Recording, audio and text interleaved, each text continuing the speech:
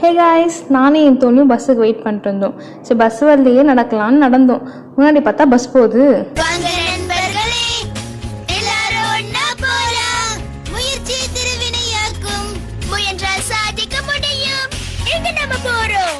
பானிபூரி கடைக்கு நடந்து போகிற வழியில் பானிபூரி கடை பார்த்தோன்னே பானிபூரி டெம்ட் ஆயிடுச்சு.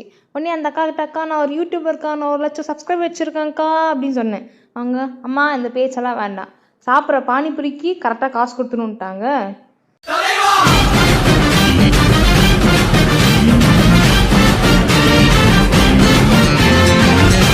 அப்படி நானும் என் தோழியும் பானிபூரி சாப்பிட்டு கிளம்பிட்டோம். என்னடா கைப்பிடிச்சி கூட்டு போகிறான்னு தானே பார்க்குறீங்க, உங்களை ரோடு கிராஸ் பண்ணுறேன். நான் வந்து வீடியோ எடுத்துருக்கனால கைப்பிடிச்சி கூட்டு போகிறேன். ஆப்போசிட்டில் பார்த்தா முத்து ஜூஸ் அண்ட் ஸ்நாக்ஸ் கடை.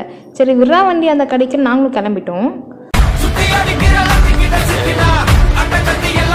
பார்த்த உடனே என்னென்ன ஐட்டங்களோ அப்படியே எல்லாத்துலேயும் ஒவ்வொன்று வாங்கலான்ட்டு வாங்கிட்டு சாப்பிட்டுட்டேன்.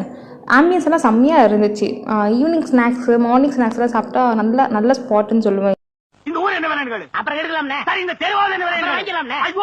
எதுவும் வாங்க போகிறதில்ல, அப்படியே போகிற வழியில பேக் தைக்கிற கடை இருந்துச்சு. 2 பேர் பேக்கும் பிஞ்சு போயிருந்துச்சு. அப்படியே தைச்சிட்டு போயிடலான்ட்டு தைச்சிட்டோம். போதும்பா, ஆஃப் பண்ணிடலாமா? இப்போ எப்படி ஆஃப் பண்ணுறேன் பாரு.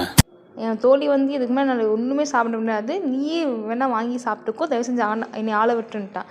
சரி எனக்கு இந்த பேக்கரியில் பப்ஸ் சாப்பிட்டே ஆகணுன்ட்டு அவளை கூட்டிட்டு போயிட்டு ஒரு பப்ஸு ஒரு பாதாம் பால் வாங்கி சாப்பிட்டு கிளம்பிட்டோம்.